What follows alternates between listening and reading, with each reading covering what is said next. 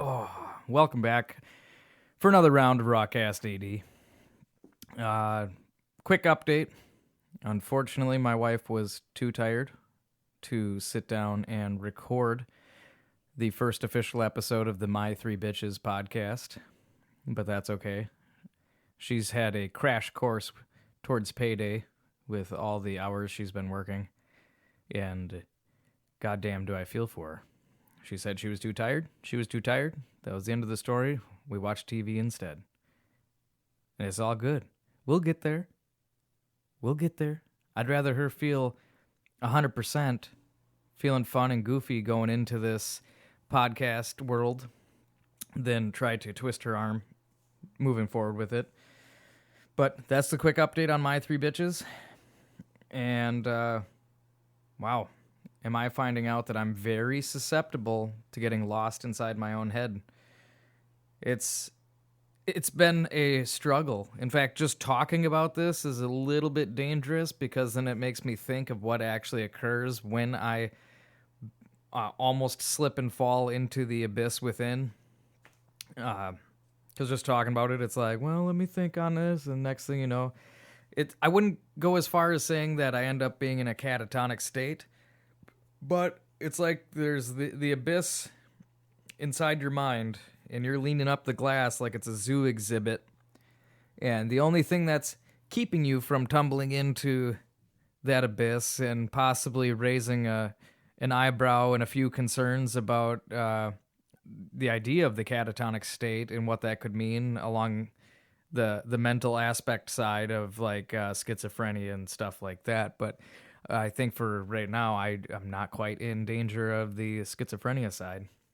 Because with that zoo exhibit looking in the mind, the glass is still there. But if it shatters and I fall in, hopefully I don't end up drooling. But yeah, end up getting the more tension I get. Like I accept my duties and responsibilities, and I don't think I have gone out of my way enough to put enough effort into planning fun time. And that's just the way it is. And I really hope that water pump is not being picked up on the recording too much. I will be rather disappointed. But I try to get my fun in small doses. It's just, got to live within your means. And so I'm slightly different. I love being a dad. It's great. Got to do the dad-kid stuff.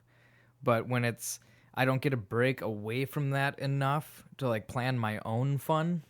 Because I'm still my own person. Just because I love being a dad and I'm committed to being a great dad doesn't mean that I am dad. I'm still Doug, and I still have my own wants and needs, though I've been able to curb most of my wants.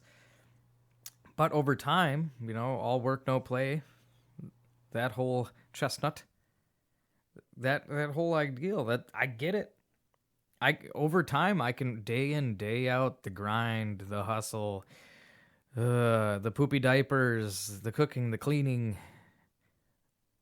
delivering people's mail and parcels, especially when they don't say thank you as you're delivering the 48th Target parcel in a month. You're welcome, jackass. But I do. I can feel the tension building, and then I'm going, God, I need to do something to blow off steam, to ease the tension, because the more tension I get, and I can actually physically feel it in my shoulders, but the more tension I get without the fun times to blow off that steam, the more and more susceptible I am to getting stuck in my head.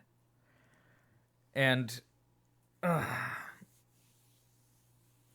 used to be a really goofy person. In fact, I would piss people off because I never took anything seriously. And I think I need to get back in touch with my goofy side, kind of let that goofy stretch out a bit and get some sunshine. Because I do feel way better when I allow myself to not take life so seriously and get into those goofy states. It's I went overboard trying to, I guess, grow up as a person, become more mature and stuff like that. It's like I kind of minimized myself. I put myself in a box and said, this is your life. This is what you get. And it's like I was almost too hard on myself. I felt like I was punishing myself. And I guess overall, being a dad has helped me and continues to help me become a more compassionate and understanding person with other people.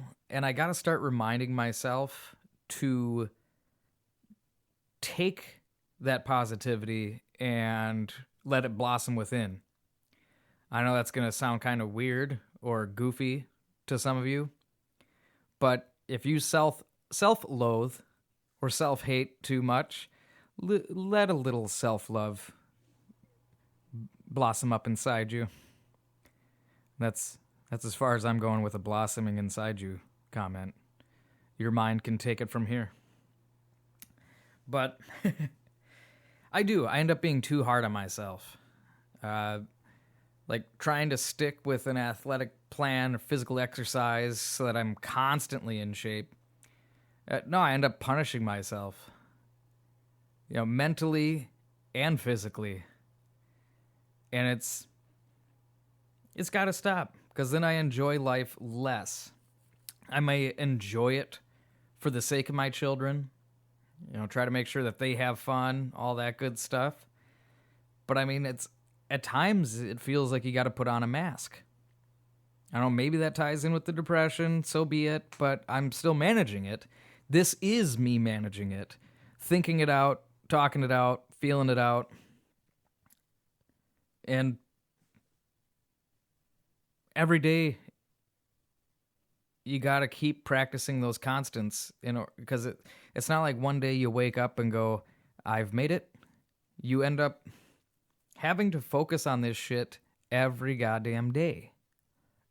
And each day that you get through is a small victory in maintaining a healthier mental state. But sometimes I do need help.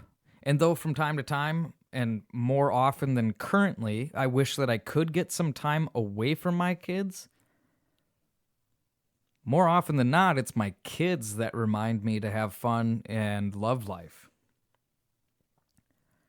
And it was this idea occurred to me when a couple days ago we were flipping through Prime Video, and Disney Plus, but the movie that was being advertised isn't available on Disney Plus due to prior commitments and contracts with licensing, all that shit. So they were basically advertising, hey, this movie we made that you can't watch yet, it's going to be on here soon. But they don't tell you that till you click into it. Like, oh, this is on here? Oh, I guess not yet. But either way, the movie in question was The Mighty Ducks. Now, that was a movie that I loved as a kid. I mean, naturally, I was part of that target market. Damn it, Janet.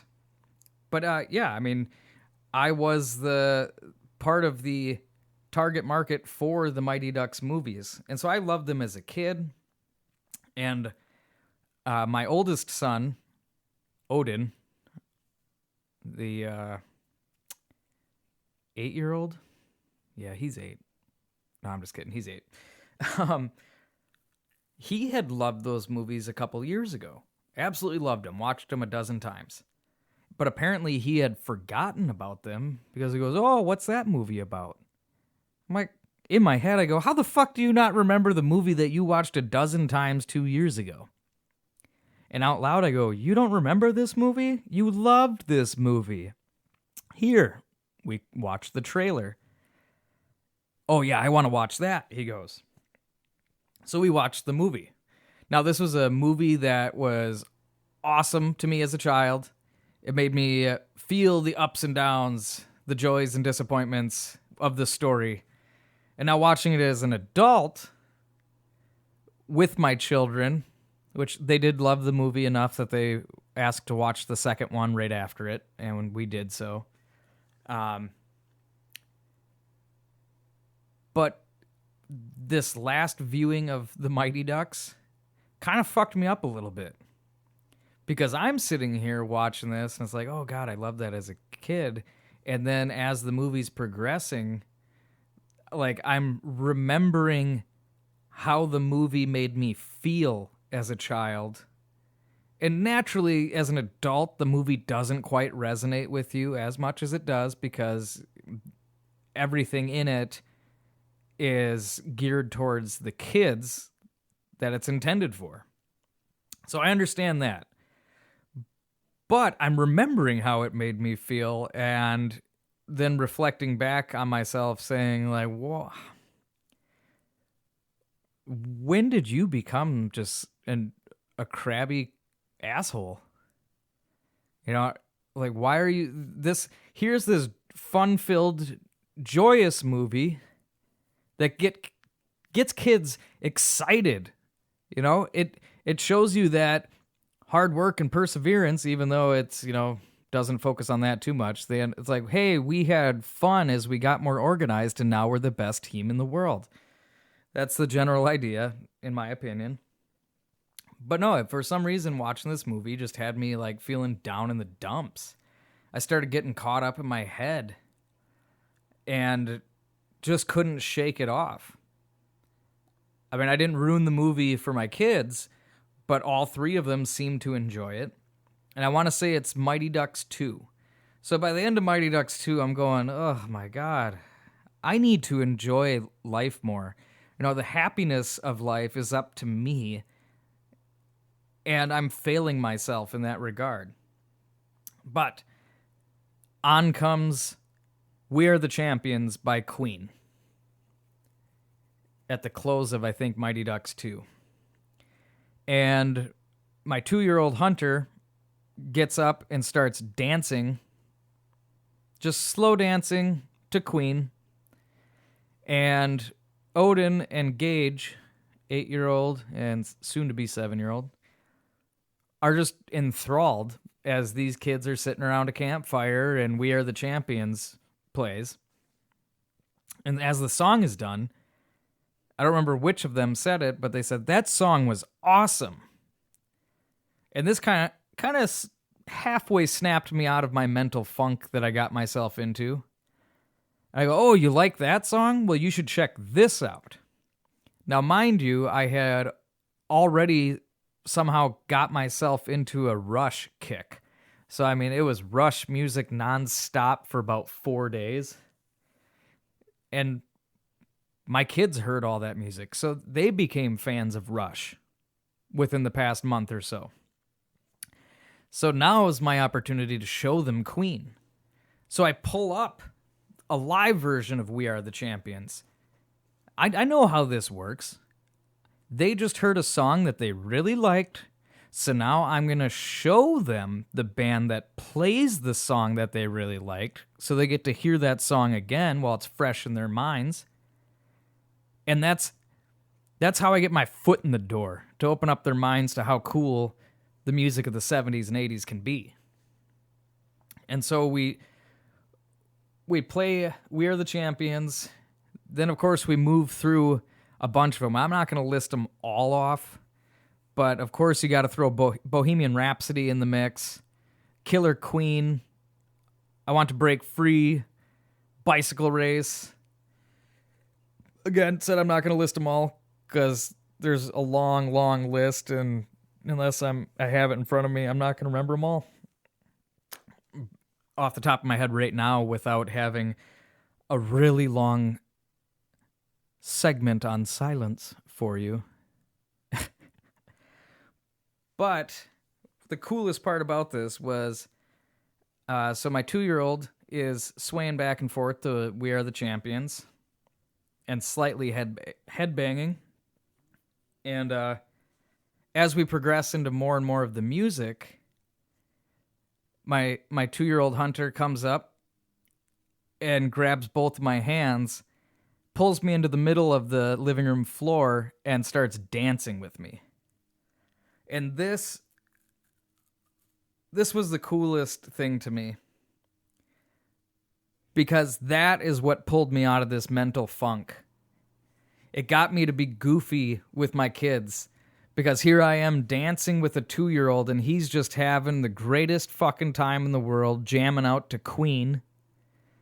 But then as we got into the more and more of the slower side of the Queen catalog, he was starting to get bored with it because he wanted to jump and spin and, do a little more headbanging with his dancing. So we moved on to Rush, Spirit of Radio, and the dance party continued. But holy shit, I can't even put into words like how much of a rebound mentally this little story is for me. Because a 2-year-old saved me from spinning my mental tires in the mud, so to speak. Just fantastic. I mean, like I said, being a dad has helped me become more of a compassionate and understanding person. But it's time I keep that in mind for myself as well. And I've worked hard to, for example, if one of the kids colors on the wall, instead of getting mad because I just painted that wall or now I need to paint that wall, I've worked hard to change from that grumpy old dad to the one that is going to look at what they drew on the wall, and if it's kind of neat, instead of getting mad, and I guess a third option there is knowing that I'm going to be having to scrub that wall clean rather than I just painted or will need to paint. But I've worked hard to change from that approach to taking a look at the drawing and getting a little more insight on who this child is. And moving on from that, basically finding an empty frame that I could maybe just hang on the wall to memorialize the artwork of a toddler. Celebrate that fact. Teach them that they need to try to keep more of it on the paper and less on our dwelling, but not automatically dealing with disappointment and frustration. Those are minor feelings and emotions that can basically be swept under the rug. Just let that shit go. I've worked hard at that, but I'm not treating myself like I've changed. And so I kind of need to bring myself into harmony, man. I need that peace within. Because the only one that's getting in the way of me and peace is myself right now. And so I do think it's absolutely important that I kind of open up to myself and forgive myself for the past transgressions so that I can try to find... Oh, my wife's texting me. So that I can just try to find a little more happiness in my little slice of life.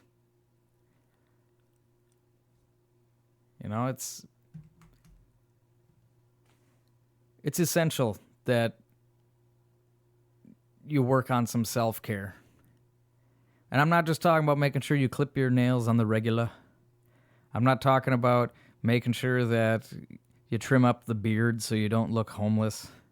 Not that there's anything wrong with being homeless other than the fact that it's scary that you're homeless.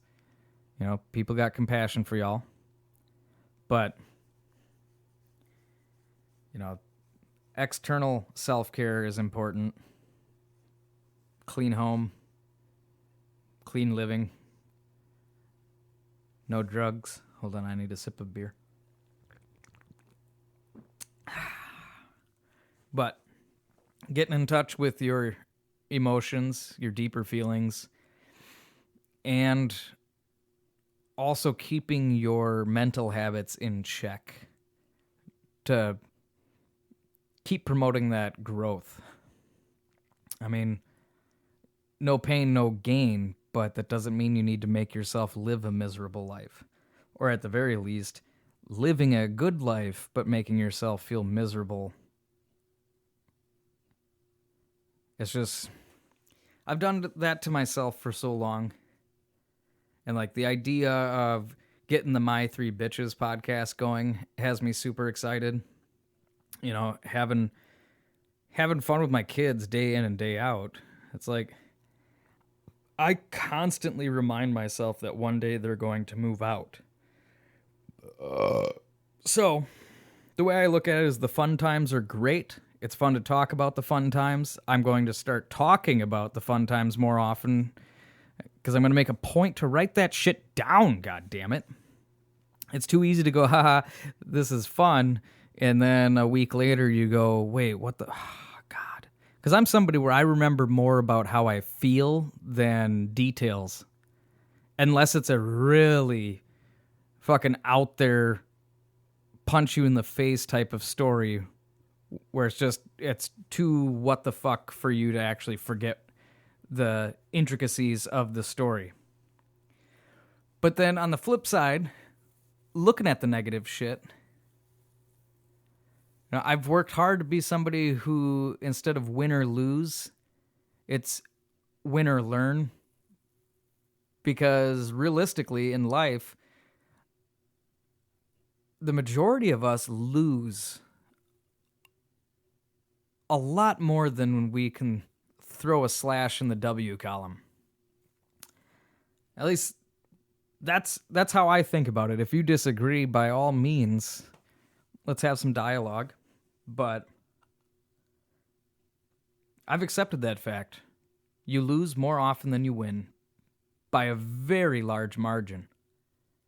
And so take lose out of the vocabulary. I'm not saying that it needs to become the L word because it's a really bad word that makes people feel bad. Because words are words. Oh my God, did I just hint at a very controversial topic? Maybe someday, y'all. But I changed the word lose to learn in my vocabulary. So you win or learn. And holy shit, have I learned a lot. I've learned more than my fair share. Enough so that I feel like I need a tag team partner to stand in and learn for me for a little bit so I can just get some recoup time. But you win or learn. You win or learn. Just keep saying that to yourself. If you're somebody who deals with self-defeat and gets down on yourself for damn near everything, because I sure as fuck know I do. You know, the worst part for me is, say we have a family get-together, and, you know, I can't provide a clear, clean example because if I use a specific example, then that's just going to be when I accidentally call somebody out, they listen to this, and then the next family outing is going to be that much more awkward. But, you know, I have had plenty of times where I say something without the proper and due context, that it can come across much more harshly or makes me come across as if I'm stupid. Because that's another one. I love to make stupid jokes, but sometimes I am so dry about it that I have had people take me sincerely, and then I hear later on through a mutual friend that they think you're an idiot. Like, well, yes, because they don't understand. And I'm not saying I am super intelligent. I am not an idiot. We all do idiotic things, say idiotic things once in a while. Sometimes you get a little lag in the old brain and you throw something stupid out there. It happens. It happens to fucking everybody. In fact, if you look at the two presidential candidates right now between the Democrats and Republicans, they fuck up their words so often. I don't think anybody, wow. How great is it that I'm talking about misspeaking as I misspeak and trip over my words? But if the top two people running for the presidency of the United States can misspeak all the time and have minutes upon minutes upon minutes of YouTube footage where they're constantly fucking up their words, tripping over their words, using the wrong words altogether, but they are still very viable options to be the leaders of the free world, then I don't think any of us should be judged or laughed at for tripping over our own words, misspeaking, or, just accidentally transposing words and sounding like a dipshit. I mean, that's more of a joke idea there. It's instead of saying we should all get a pass because of that, you know what I mean. If that needs to be explained, you're not somebody that's listening to this podcast anyway. But no, so it was fantastic that a 2-year-old pulled me out of my mental funk and made me live in the moment instead of staring into myself, borderline catatonic, enough so that I was considering talking to my wife about maybe at least going to see a specialist and saying, hey, I think there's something broken in here. But that's how I am. And I'm becoming more and more comfortable with talking about, I wouldn't say mental health issues, but just the topic of mental health. I'm somebody, I had baggage. I got skeletons in my closet. You're not going to see me running for office anytime soon because the spring cleaning is long fucking overdue. And I don't want to put my family through really bad press coverage. So, I don't care anymore. I'm willing to talk more and more about mental health because I've talked to people in my life about mental health, and I have struggled with anxiety. I have struggled with depression. And sometimes it just feels like you need somebody to talk to, somebody that understands. But it is amazing to me at how many people don't actually understand. And I remember talking, here's one example I'll use because I'm sure by now this person forgot they even said this. But I was talking to a friend and I was really dealing with a rough depression rut, I guess we'll say.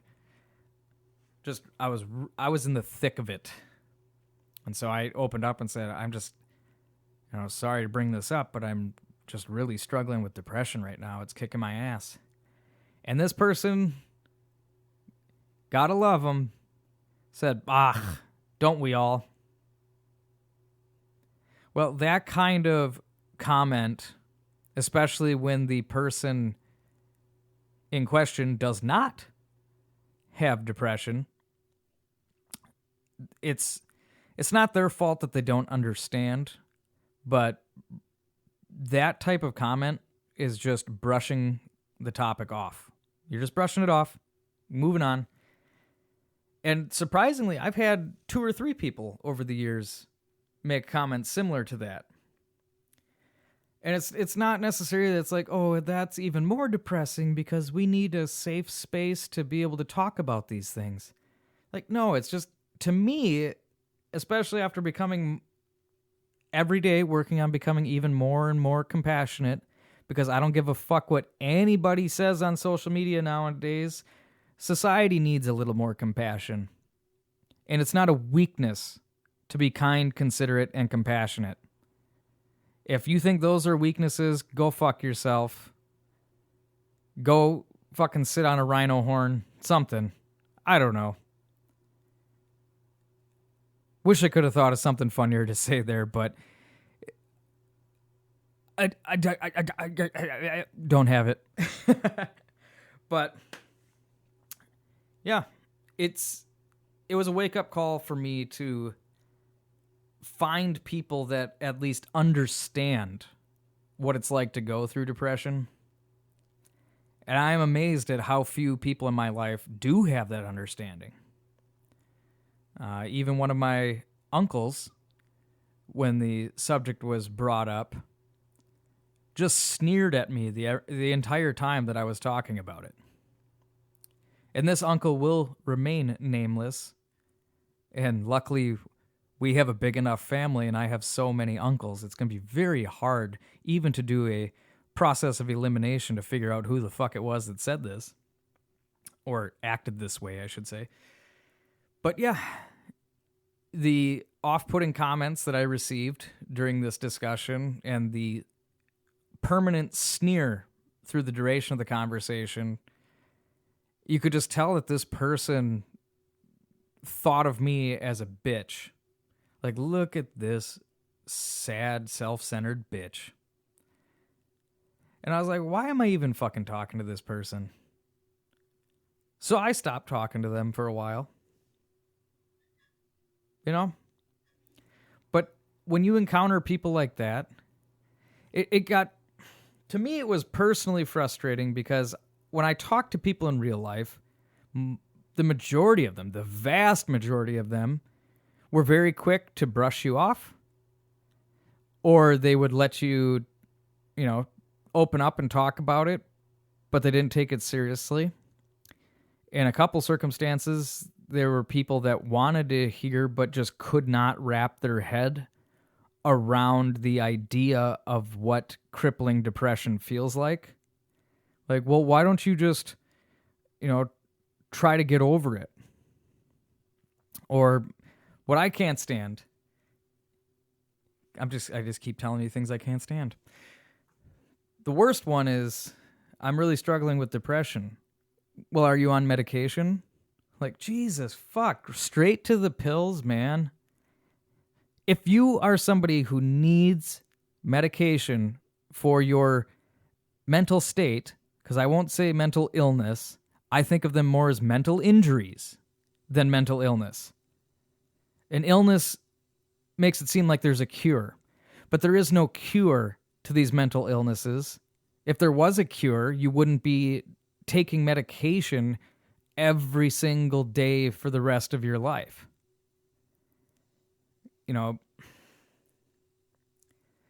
I find it more insulting. Like, let's have a conversation about depression. Oh, you're dealing with depression.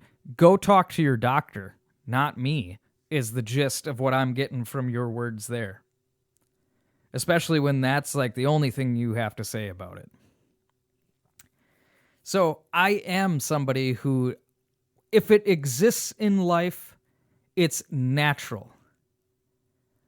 The idea of unnatural, it's very hard to achieve because we are part of nature. Everything of this is natural. So, taking a shit, I got no problem if you talk to me and say that you got diarrhea. Oh, I was eating some Indian food and went a little overboard, so I was just spraying the walls this morning. Oh, man, that sucks. How's your stomach feeling now? Did you take any Pepto-Bismol? Nope, didn't have any Pepto, but didn't have time to stop either because, God, the shit burned and it came out so loose. Like, I will listen and I will participate in that conversation. I will get engaged as you tell me about your poopies. Same with the ladies. I don't care if you're on your period. If you feel comfortable talking about that, that's perfectly natural. So if you're really crampy, bloated, crabby, and you have a heavy flow, feel free to complain. I'll be like, that fucking sucks. Is there anything I can get you that'll ease the discomfort a little bit?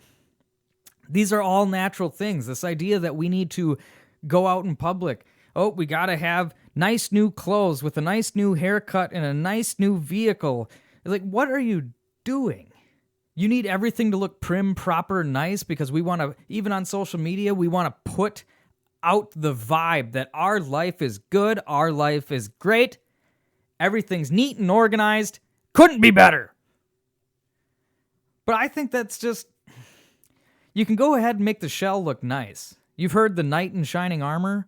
Well, you know what?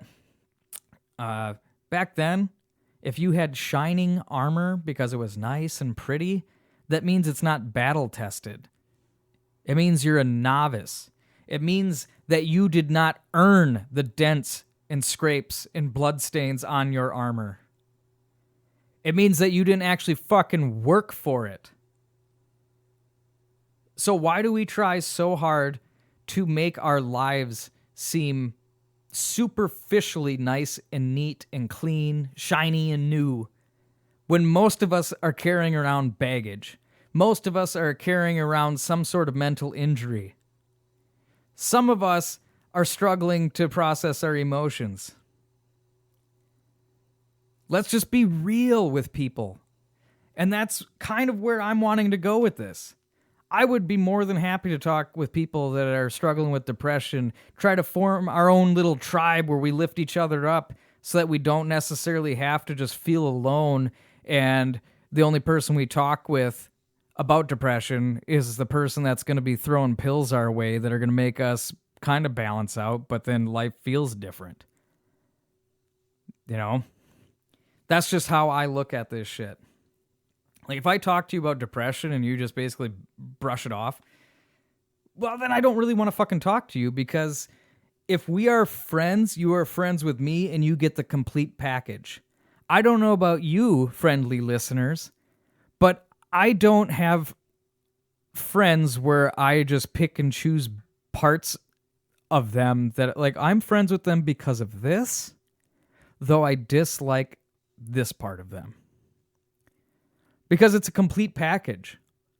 You know, this isn't ordering a new vehicle where you get to fucking choose if you want the upgraded seats so that they're cooling or heating, or, you know, go ahead and modify, customize, blah, blah, blah, blah, blah. The customization of a personality is up to you with your own personality. And so I take people as a whole. They are them. That is who they are. And if they're wanting to change something about themselves, great, but you don't necessarily bring that up unless you guys are close enough friends, and not necessarily guys, but if you have a close enough relationship where you can bring up those hard topics, that's fantastic, because that is the sign of a true relationship. I would much rather have a friend tell me where I'm doing something that's self-defeating. Like, hey, I noticed you're doing this. Like, is everything okay? That's a real friend. Not the person that basically just sees it happen and goes, oh, Jesus, and doesn't bring it up. That's a fair-weathered friend, and I'm not interested in those. I'm here to talk about anything and everything under the sun, including my own fucked up mind. Because I have endured some mental injuries. Now, I'm still, with some of them, I'm trying to piece it out and figure out what was the cause. Was it me being too hard on myself? You know, like that albino monk from that Dan Brown movie, just lashing myself over regrets, bad choices, bad decisions, or just being overly hard on myself for not being up to a standard that I try to hold myself to. Sometimes unrealistic standards. You know, did I do it? Are these self-inflicted mental injuries?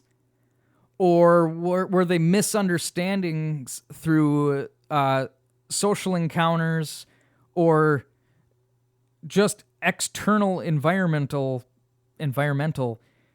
injuries that I had trouble processing at the time or blacked out? You know, there are times where you go ahead and throw that shit in the black box in the back of your mind, and you don't pay attention to it again until you peel back the layers and find that shit, and then you open Pandora's box. Whatever comes out needs to be dealt with at that point in time. Otherwise, you're in for a rough fucking road for the foreseeable future. But so I'm willing to talk about that kind of shit. I'm still working on healing some of my own mental injuries. And the other day, watching the Mighty Ducks with my kids and ending up having a dance party to Queen and Rush took me out of that mental exhibit, staring into the abyss of myself, brought me back into the moment, and I got to have some goofy-ass fun and just took me away from that self-harming mental state that never seems to have any benefit, productivity, or growth. So, thank you to my most recent hero, my 2-year-old son, Hunter, for reminding me to create the little joys in life that make it worth living, and reminding me to try to get back in touch with that goofy side of me that I've had caged up somewhere in the deep recesses of my mind. So I will talk about serious stuff such as mental states, mental injuries. We'll talk about politics, as soon as I can get the bitter taste out of my mouth from the upcoming 2020 elections. But I am real. This is me. And these are the things that I enjoy talking about. I'm tired of just shutting up about it. If I wanted to deal with superficial people, I would, but I don't. And that's why I'm sitting here in a room taking you down the rabbit holes of my brain hole. And now, thanks to a 2-year-old, let's all get out there and create some little joys. Pepper your day. Just pepper little joys throughout your day to remind yourself that life is pretty fucking good. We only get to go around once on this fucking ride. And if you spend more of them miserable than you do smiling, let's not do that. Because if I'm not careful and vigilant with my own mental lapses, that's going to be me. So today I'm smiling and hope I get another chance to rock out to some classic rock with my 3 children. And Jesus fucking Christ, I hope that before the next episode, before episode 8 of Rawcast comes up, we'll have a polished episode 1 of My 3 Bitches.